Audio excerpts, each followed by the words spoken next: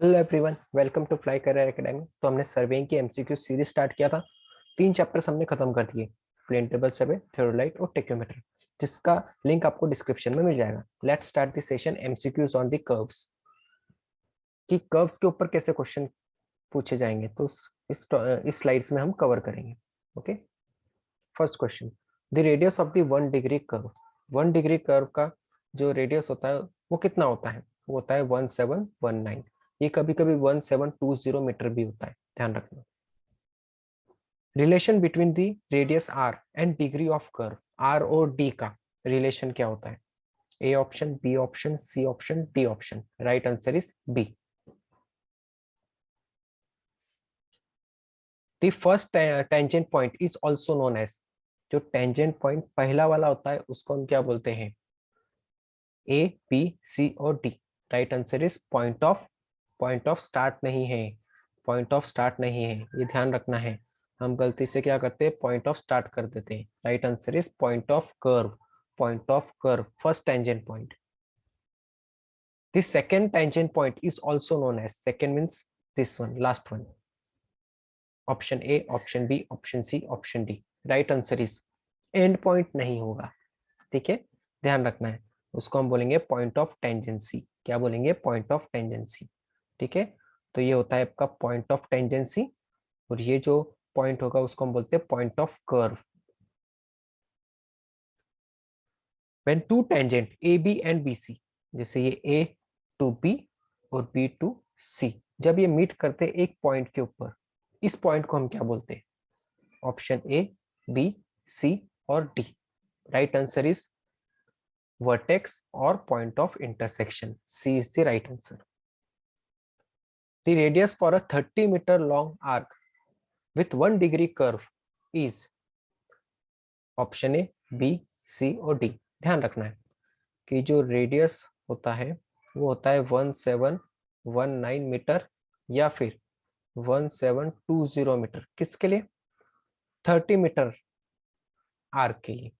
अगर वही आपका 20 मीटर आर्क है तो 114.9 मीटर या फिर 1146 मीटर। आगे आपको क्वेश्चन आएगा, ठीक है। ये किसके लिए है? 20 मीटर आर्क के लिए। ओके, तो अभी हमको 30 मीटर के लिए पूछा है, तो right answer is C, C is the right answer. Next question, the curve having varying radius. ध्यान में रखना, टाइप्स ऑफ कर्व होते हैं, ठीक है। एक ही कर्व ऐसा है जिसमें रेडियस वेरी होते रहता है। जब भी वेरिंग रेडियस आएगा तो कौन सा कर्व होगा, मैं बताता हूँ आपको। The curve having varying radius introduce in between a straight and a circular curve. ये दिख रहा है आपको? ये हो गया सर्कुलर कर्व, ठीक है। ये हो गया आपका स्ट्रेट कर्व। इसके बीच में एक कर्व होता है, ये वाला, इसको हम बोलते हैं ट्रांजिशन कर्व, और उसका रेडियस क्या रहता है? वेरिंग होता है, ठीक है। तो राइट आंसर कौन सा होगा? ट्रांजिशन। देखो जरा, ट्रांजिशन है B, B option is the right answer. Varying radius आया तो समझ जाना कौन सा है? Transition curve. और ट्रांजिशन कर्व हमेशा किसके बीच में होता है? सर्कुलर कर्व और स्ट्रेट कर्व, उसके बीच में। ओके, स्ट्रेट और सर्कुलर कर्व के बीच में होता है transition curve. 1 degree of a curve is equivalent to, 1 degree हो गया, तो 1 डिग्री के लिए कितना होता है? 1719 मीटर। अभी हमने देखा था, मैंने इसको बोला 1720 भी हो सकता है। देखो जरा कहाँ दिख रहा है, right answer is C. Length of an curve is given by, formula आपको पूछेंगे कि लेंथ ऑफ अ कर्व कैसे दिया जाता है, तो ये इसका राइट आंसर है P, pi R five by 180 degree. Pi R five by 180 degree, ध्यान रखना है 180 डिग्री, 90 डिग्री नहीं है, 270 नहीं है, 360 नहीं है। The curve of varying radius is known as, नाम आ गया ना वेरिंग रेडियस, मैंने बोला था जब भी वेरिंग रेडियस आया तो कौन सा कर्व होगा? ट्रांजिशन। देखो ऑप्शन में है क्या? A, B, C, D, C. Transition curve is right answer. A curve of varying radius, आ गया varying radius, introduce in between two branches of a compound curve is known as A, B, C और D. Varying radius आया मतलब कौन सा curve? Transition curve. टिक करो, आगे बढ़ो। अ circular curve of radius 180 degree is to be set with a long chord of 60 meter, the length of the middle ordinate in meter. Middle ordinate निकालना मुझे। Formula क्या है मिडल ऑर्डिनेट निकालने का? O naught is equal to R minus under root of R square और आपका तो length of chord होगा उसका स्क्वायर L/2 का स्क्वायर। इससे हम निकाल सकते हैं। रेडियस दिया आपको कितना है 180 माइनस अंडर रूट ऑफ 180 का square minus length of long chord 60 divided by 2 उसका स्क्वायर। जब इसको आप सॉल्व करोगे तो आपका आंसर आएगा 2.52। ठीक है, तो right answer is T. For a chord 60 metre the mid ordinate of a circular curve of 50 metre radius will be. Same mid ordinate निकालना है। मिड ऑर्डिनेट निकालने का फॉर्मूला क्या है? O naught is equal to R minus under root of R square minus L/2 का square. कभी कभी आपको सिर्फ फॉर्मूला भी पूछेंगे मिड ऑर्डिनेट का फॉर्मूला, तो फॉर्मूला ध्यान रखना है। Radius 50 minus under root of 50 का square minus L/2 60 divided by 2 का स्क्वायर। जब इसको आप सॉल्व करोगे तो आपको ओ नॉट की वैल्यू मिलेगी 10 मीटर। तो 10 metre is the right answer. Solve करना है, कुछ डाउट रहा तो आप मुझे कॉल पे पूछ सकते हो।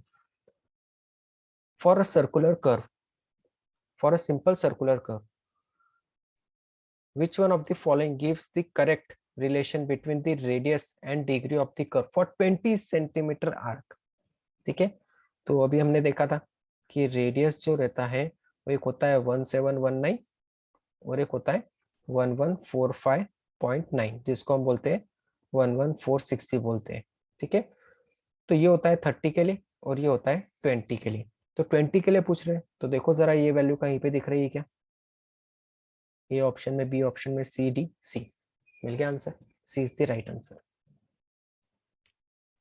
To straight line deviates at an angle of 60 degree, at an angle of 60 degree. The radius of a curve joining the two straight line is 600 meter. The length of the long chord, long chord की length निकालनी और mid ordinate निकालना। Length of long chord कैसे निकलता है? इसका formula है length of long chord is given by, इसका फॉर्मूला है 2r sin five by 2। Means इसको जब सॉल्व करोगे 2 into R sine 60 degree divided by 2, 2 into R, R की वैल्यू कितनी रेडियस दिया आपको 600 इंटू 30। जब इसको आप सॉल्व करोगे तो आपको लेंथ ऑफ लॉन्ग कॉर्ड की वैल्यू मिल जाएगी, लेंथ ऑफ लॉन्ग कॉर्ड जो कि होगा आपका 600 मीटर।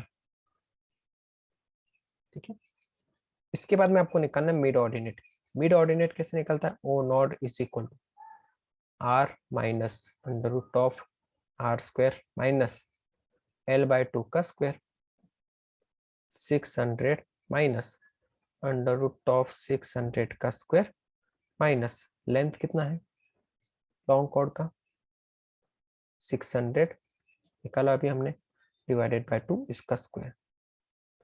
जब इसको आप सॉल्व करोगे तो आपको ऑर्डिनेट की वैल्यू मिल जाएगी जो कि होगा 80.4। देखो जरा 680.4 B, B is the right answer. GATE का क्वेश्चन था।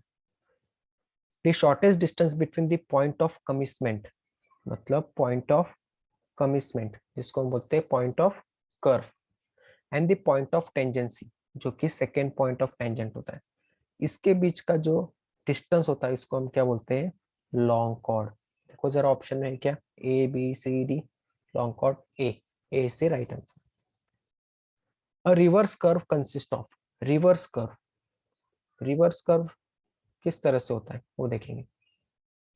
रिवर्स कर्व कंसिस्ट ऑफ, ये हो गया आपका रिवर्स कर्व, पहले एक ऐसा कर्व, ये दूसरा कर्व। रिवर्स कर्व में क्या होता है? जो सेंटर होता है वो अपोजिट साइड में होता है, ये ध्यान रखना है। ठीक है, सेंटर जो होता है वो अपोजिट साइड में होता है, सेंटर जो होता है वो अपोजिट डायरेक्शन में होता है।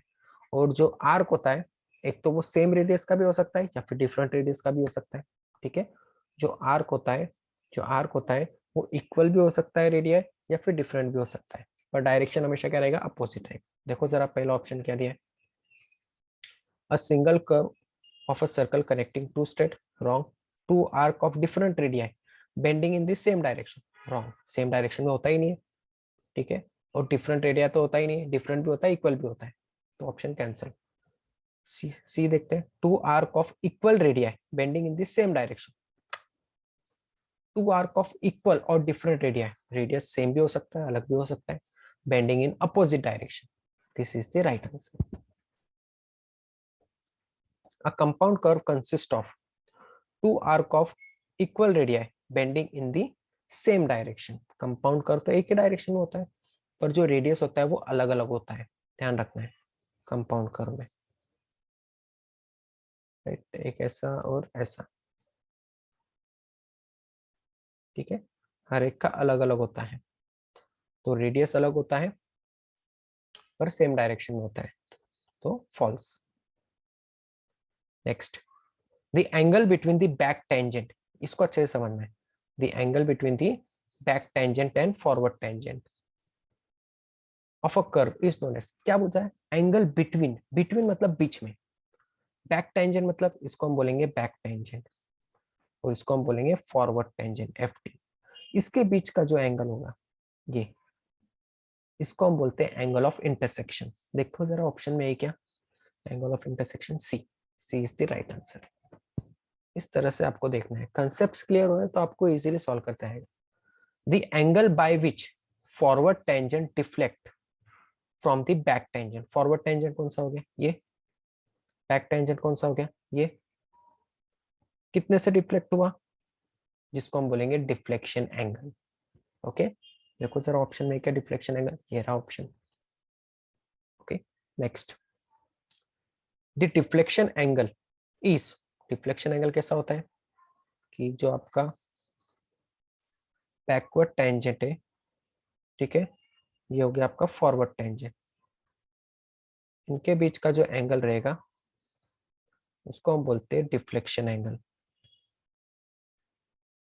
ठीक है। तो ये कितने से डिफर होगा, तो ये टोटल कितना होगा 180 डिग्री, 180 डिग्री, तो 180 में से 180 में से एंगल ऑफ इंटरसेक्शन अगर मैं माइनस कर दूं तो मुझे क्या मिल जाएगा, एंगल ऑफ इंटरसेक्शन, ठीक है। तो sorry, angle of deflection, angle of deflection अगर मुझे निकालना है तो मैं कैसे निकालूंगा, 180 degree minus angle of intersection. देखो जरा ऑप्शन में दिख रहा है क्या कहीं, A option, B option, C option या T option, right answer is C option, equal to the difference between the angle of intersection and 180 degree, दोनों का डिफरेंस मिलेगा आपको, क्या मिलेगा, deflection angle. The length of long chord is equal to, length of long chord जब भी आपको निकालना है तो आप कैसे निकालोगे, 2r sin 5/2, अभी हमने प्रॉब्लम के अंदर निकाला था लेंथ ऑफ लॉन्ग कॉर्ड, जो गेट का प्रॉब्लम था, ठीक है, तो right answer is A. The object introduced a transition curve at each end of a circular curve is, transition curve रखने का फायदा क्या होता है, क्या होता है, जब हम ट्रांजिशन कर्व प्रोवाइड करते हैं तो स्ट्रेट कर्व और सर्कुलर कर्व, ठीक है, जब व्हीकल जाती है स्ट्रेट कर्व से सर्कुलर कर्व के पास, अगर ट्रांजिशन कर्व हम प्रोवाइड करेंगे तो स्मूथली वो टर्न ले सकता है, राइट, जिसकी वजह से व्हीकल्स को कोई प्रॉब्लम नहीं होती, वेयर और टेयर में भी कोई प्रॉब्लम नहीं होता है। Okay, to obtain the gradual increase of the curvature from zero at a tangent point to a specified quantity at junction of a transition curve with a circular curve, ठीक है, gradual increase करते, very good, perfect है। to provide satisfactory means of obtaining gradual increase of a super elevation from zero on a tangent to a specified amount, zero से start होता है, बढ़ते जाता है, बढ़ते जाता है, बढ़ते जाता है, क्योंकि transition is varying radius, transition curve को क्या होता है, varying radius. to accomplish gradually the transition from the tangent to a circular curve and from circular to the tangent, right answer is all the above, सबके सब option सही है। which are the method of setting out the curve, offset from long chord by Rankine's method of tangential angle, both A and B, none of this, right answer is both A and B। a curve is designated by, कर्व को किससे designate करेंगे? Degree of curve, radius of curve, both A and B. Right answer is both A and B. Which of the following are not the horizontal curve? इनमें से कौन से horizontal curve नहीं होते हैं? ठीक है, simple curve, lemniscate curve, transition curve, summit curve. Right answer is summit curve. Summit curve क्योंकि कौन सा है? वर्टिकल कर्व है. In railway, dash curve is provided on both sides of the circular curve to minimize the super elevation. Super elevation को minimise करने के लिए एक ही कर्व होता है, ठीक है, जो कि होता है ट्रांजिशन कर्व. ऑप्शन में है transition curve, C is option. C option is right.